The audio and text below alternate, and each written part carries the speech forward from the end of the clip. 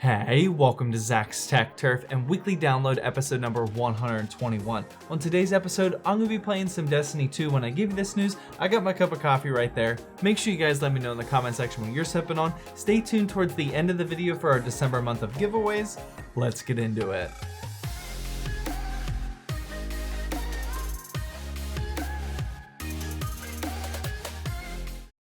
Before getting into the tech and PC gaming news, let me quickly introduce the sponsor of today's video, Dev Mountain. Dev Mountain is a 13-week class for all of you aspiring iOS and web developers out there. Their 13-week class focuses on providing you only the skills that you actually need to go out there and start your new career in coding. They don't waste time with the filler curriculum like at a traditional college. They also feature student housing at no extra cost, a variety of different classes including UX design and QA testing, and most importantly, all of this is available at an affordable price. Head on down to that first link in the description to learn more if you're interested in getting that quick boost you need to start your new career in coding and design. Alright, so to kick off the tech news for the week, the RTX Titan is now in reviewers' hands, obviously not in mine, and we are starting to see just how well this thing is performing, or actually how bad it's performing to be honest. Head on over to Jay's 2 cents video if you haven't seen it yet, but basically the RTX Titan is performing roughly the exact same as the 2080 Ti, even though it costs a whopping $2,500. Keep in mind that I'm only talking about gaming when I say that. I personally don't really care if the RTX Titan is performing that much better in AI development, CAD, or things like that. One more thing to note is that I don't think Nvidia drivers are quite taking advantage of the new Titan card yet, because it seems like the 2080 Ti is still actually performing better in Battlefield 5 with ray tracing turned on, so I'm assuming we'll see an update for that here soon. Sticking with the graphics card theme, some leaks came in this week from video cards that show that a new Nvidia MX250 mobile GPU is coming, which I'm personally very excited about. The MX250 is the entry-level dedicated GPU that's been out for a couple of years now. I made a full benchmarking video, by the way, and the MX250 is definitely needed to upgrade this budget line of gaming laptops. The leak sourced from an HP laptop that was posted online with specs indicating that it had a 2GB MX250 graphics chip in there, so it seems pretty legit if you ask me. I really hope we hear more about this at CES, which is just a few weeks away, and I'll definitely be trying to get my hands on a budget laptop with this MX250. Next up, the company Blade, the French company that's developing the amazing shadow streaming service, which I reviewed a few weeks ago, announced that they are now backed and invested by a major US cable company, Charter Communications. This is actually some pretty substantial news because I feel like Shadow is getting the most traction of all gaming streaming services, and now they're backed by a company who already has a state-of-the-art fiber-powered network, which can only mean good things. Speaking of game streaming services though, Shadow's direct competitor from Google, called Project Stream, is offering to give players Assassin's Creed Odyssey for free if they volunteer to test their new streaming service. Google's Project Stream is now open for testing, and apparently if you test it for an hour, your Uplay account will be gifted Assassin's Creed Odyssey, which is a pretty new game. There's a link down in the description where you can sign up, and I'll definitely be headed that way after this video. And to wrap up the tech news for the week, the latest Windows 10 preview build for 2018 is now finally out. Hopefully this one goes better than the last one, and this new one is actually packing 2 features which I'm personally very excited about. The first major addition is called Windows Sandbox, and this allows you to open up a sandbox, basically a virtual machine with a lot less setup. That way you can run those untrusty .exe files or test other things out without the fear of infecting or screwing up your host PC. This is actually an amazing feature because not everyone has a virtual machine set up on their PC, so I'll definitely be taking advantage of this one, especially at work. The other smaller feature that I'm personally interested in is that Windows will ship with way less tiles in your start menu right out of the box, and you'll also be able to quickly remove tiles by group. I absolutely despise having to right click and delete so many tiles every time I start up a new PC. Moving on to the PC gaming news for the week, Valve has confirmed the start date for the much anticipated Steam Winter Sale, and that's Thursday, the time I'm writing this video. That's right, by the time you're watching this video, the Steam Winter Sale is live, and I'm definitely looking forward to hearing about what games you guys picked up. For our December month of giveaways, here's a $10 Steam gift card code that you can use for the Winter Sale. If you claim this code, please let me know what game you pick up down in the comment section. Next up, just when you guys thought esports weren't a real sport, new esport gaming gloves are now on Kickstarter, which is designed to help you become one with your mouse when gaming and also prevent injury. This glove goes from the bottom of your bicep down to your wrist, and it's coated with Teflon on the underside, which reduces friction and allows you to move your arm more freely when controlling your mouse. This wouldn't really affect me personally because I don't typically move my arm when gaming that much, just my wrist, but maybe it'll help some of you out. The injury prevention is most likely done from compression, which just locks your wrist at an optimal angle, but that seems a little ridiculous if you ask me. Actually, this whole concept seems kind of ridiculous. And finally, to wrap up the PC gaming news for the week, the new winter PUBG map is is now on the live server, and this map is sized in between the two huge maps and the smaller fast-paced map, which I'm personally a fan of. On top of the new map comes a new Survivor Pass, which is just like Fortnite's idea where you can level up by completing missions and unlocking new skins. This pass costs $10 and includes over 60 skins for you to earn. Well, that wraps up Weekly Download episode number 121. Now feel free to head on over to one of these two videos if you haven't seen them yet, and definitely hit that subscribe button because next week I'm trying to do 3 more giveaways. You don't want to miss those videos.